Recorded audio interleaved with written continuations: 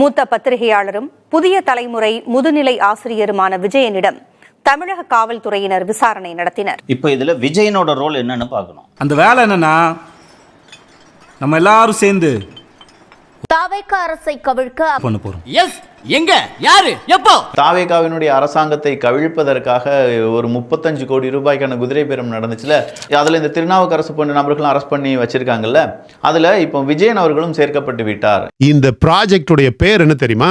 செந்தில் பாலாஜியும் அவருடைய தம்பி அசோக்குமாரும் இந்த ப்ராஜெக்டுக்கு வச்ச பேரு மெகாலயா ப்ராஜெக்ட். இந்த ஆபரேஷனுடைய பேரு மெகாலயா ப்ராஜெக்ட்.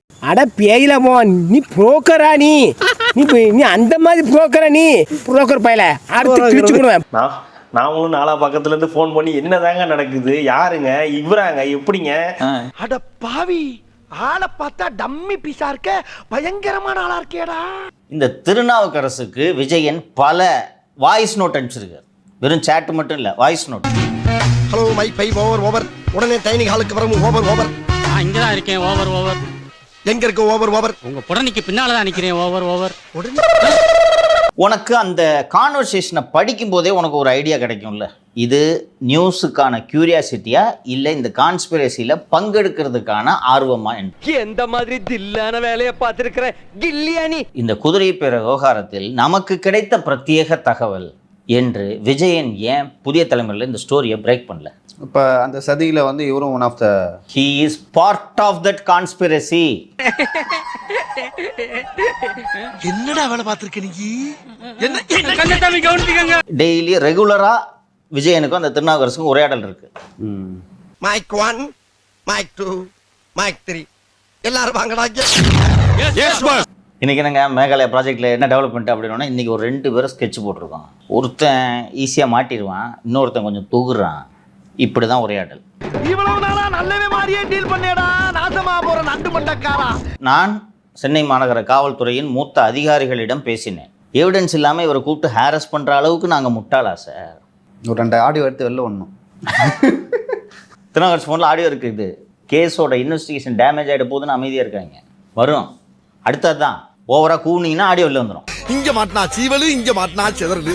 சீவல் பெருசா சிதறல் பெருசான்னு தெரியலையே. அதுல பத்திரிகையாளருக்கு மட்டும் நீங்க வந்து இது பண்றீங்க, பத்திரிகையாளரை தூக்கிட்டீங்களா அப்படின்னு வந்து. பத்திரிகையாளர்களை தூக்கிட்டீங்களான்னு உங்கள்கிட்ட யார்கிட்ட இருந்து கண்டனம் வந்துச்சு நீங்க முதல்ல பார்க்கணும். அது எப்படி நீங்க விஜயன் அவர்களுடைய போனை வாங்கலாம்? அதுவும் இதெல்லாம் வந்து சரி கிடையாது. நீங்க இந்த மாதிரி பத்திரிகையாளர்களுடைய சுதந்திரத்துல வந்து நீங்க ரொம்ப பெரிய அளவில் தலையீடு செய்கிறீர்கள் அப்படின்னு சொல்லி நிறைய பேர் புராண்டு படுக்கிறாங்க. ப்ரோ சூத்து மூடிட்டு கொஞ்ச நேரம் உட்காருங்க ப்ரோ, 1008 டென்ஷன்ல இருக்கு ப்ரோ, ப்ளீஸ் ப்ரோ. கண்டனங்கள் தமிழ்நாடு ஃபுல்லா எழுந்து வருது. முக்கியமா கண்டனங்கள் வந்து திமுக சைட்ல இருந்து வருது. எனக்கு கொஞ்சம் டவுட்டாவே இருக்குது. எனக்கு ஓ மேலதான் ஒரு சந்தேகம். ஏன் மேலையா? பத்திரிகை சுதந்திரம் பறிபோய் விட்டது. அதுவும் உங்க கனிமொழி பயன்படுத்தி இருக்கிற வார்த்தையை தான் பார்க்கணும், கீழ்மை அரசியலாம். அப்போ உங்க அண்ணன் என்ன மேன்மை அரசியல் நடத்திட்டு இருந்தாரா? நான் கேட்குறேன். அது அதோட கீழ்மை. சோறுங்க வேற என்ன கேட்குறேன்? இதெல்லாம் வந்து ஜனநாயகத்தை வந்து அடக்குமுறை பண்ணுது இந்த தாவேக அரசு அப்படின்னு சொல்லிட்டு இஷ்டத்துக்கு பேசுறாங்க. என்ன நடக்குதுன்னு ஒன்னும் புரியல. ஏன் அவங்க இப்போ கொந்தளிக்கிறாங்க? உனக்கு என்ன பிரச்சனை? ஏன் அழுகுற? உனக்கு மண்டையில பிரச்சனை. ஐயோ அப்படி சொல்லாத. மற்றவர்களுக்கு ஒரு சட்டம், பத்திரிகையாளர்களுக்கு ஒரு சட்டம் என்று இந்த நாட்டில் சட்டம் இல்லை. இந்தியர்களாகிய நாம் அனைவருக்கும் ஒரே சட்டம் தான். ஆமாம், எல்லோருக்கும் ஒரே சட்டம் தான். தவறு இழைத்தால் நிச்சயமாக சட்டத்தின் முன் அனைவரும் சமமாகத்தான் கருதப்படுவார்கள், கருதப்பட வேண்டும். அப்படித்தான் சட்டம் இருக்குது. இந்த பாரு, நான் மக்கள் சொத்து, நடமாடும் பல்கலைக்கழகம், நாளைக்கு பஸ் ஓடாது. பத்திரிகையாளர் சுதந்திரத்தை பத்தி இன்னைக்கு பேசுறவங்க சவுக்கு சங்கர் அவர்களை அரெஸ்ட் செய்யும் போது இப்போ இன்னைக்கு எல்லாரும் இவ்வளோ ஆக்ரோஷமா கொதிக்கக்கூடிய அத்தனை பேரும் கடந்த ஆட்சி காலத்துல எத்தனை பேருக்கு இப்படி நடந்துச்சு? எத்தனையோ பத்திரிகையாளர்கள் இல்லாட்டி அதே மாதிரி ஃபெலிக்ஸ் அவர்களை அரெஸ்ட் செய்யும் போது ஆக்சுவலி யூடியூப்ல பாலிடிக்ஸ் பேசுற ஆரம்பிச்சதே ஃபெலிக்ஸ். அதுதான் அரசியல் விவாதங்களை யூடியூபில் தொடங்கியவரே ஃபெலிக்ஸ். 16 கேஸ் போட்டாங்க. நல்லாவே இருக்க மாட்டீங்களா? நல்லாவே இருக்க மாட்டீங்களா? நல்லாவே இருக்க மாட்டீங்க. இதே மாதிரி எத்தனை பத்திரிகையாளர்களை வந்து கூட்டு போயிட்டு வந்து பேசியிருக்காங்க காவல்துறை. இன்னும் ஏகப்பட்ட உண்மையான பத்திரிகையாளர்கள் அரெஸ்ட் செய்யப்படும் போது சும்மா வாய்மூடி மௌனம் காத்து கொண்டிருந்தார்களே. இந்த சென்னை பத்திரிகையாளர் மன்றம் என்ன செய்து கொண்டிருந்தது? இன்னைக்கு துடிக்குதே சார்.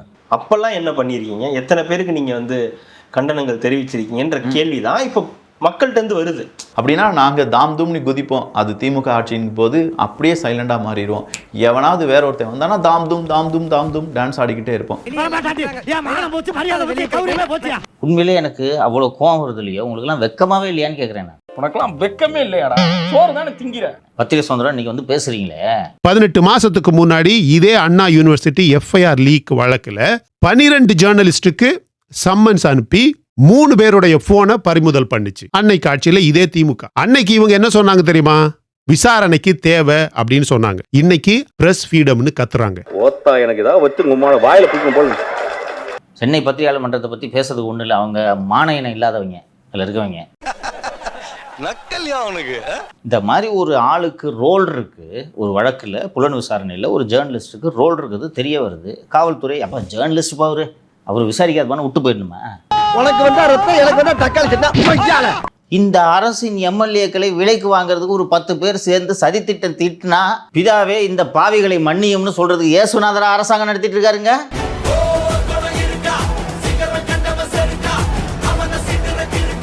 இவர்களெல்லாம் உள்ளபடியே சிலுவையில் அறையணும், இரக்கம் காட்டக்கூடாது. இந்த பத்திரிகையாளர்கள் மக்கள் உங்களை எப்படி பார்க்கிறார்கள் என்பதை புரிந்து கொள்ளுங்கள். இன்னும் 10 ஜேர்னலிஸ்ட் அரெஸ்ட் பண்ணி 10 நாள் ரிமாண்ட் பண்ணா கூட பொதுமக்கள் கிட்ட உங்களுக்கு ஆதரவு இருக்காது. இவனெல்லாம் ஜெயில போடாதீங்க.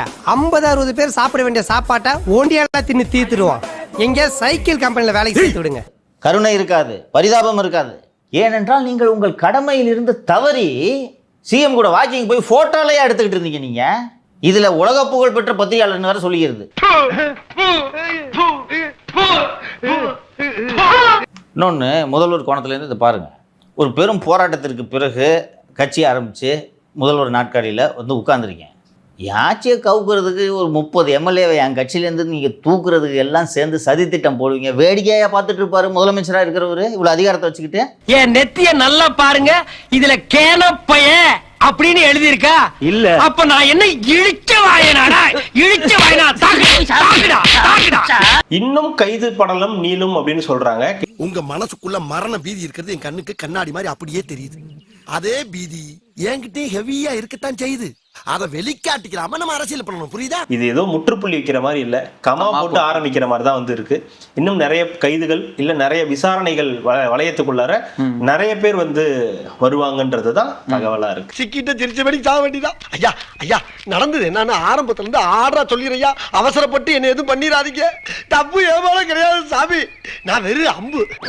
எல்லா நிகழ்ச்சியிலயும் நான் கலந்துக்கிறேன். முதலமைச்சர் பெரம்பூர் தொகுதிக்கு வந்திருந்தாரு, அதுல நீங்க கலந்துக்கலாம். சரிங்க சார், நான் கலந்துறேன் சார். இன்வைட் இல்லாம எப்படிங்க போக முடியும்? இங்க இருக்கிற சேகர் பாபு அந்த மேயர ஒரு சின்ன வேலை கூட அவர் என்னமோ அப்படி என்னையா நீங்க யாரு, உங்களுக்கு எங்க இருந்து வந்தது? இங்க என்ன நடக்குது? கோவை மாநகராட்சி மாமன்ற கூட்டத்தில் திமுக மற்றும் காங்கிரஸ் கவுன்சிலர்களுக்கு இடையே ஏற்பட்ட வாக்குவாதத்தில் திமுக பெண் கவுன்சிலர்கள் காங்கிரஸ் பெண் கவுன்சிலரின் சீலையை பிடித்த சம்பவத்தால் அவையில் பரபரப்பு ஏற்பட்டது.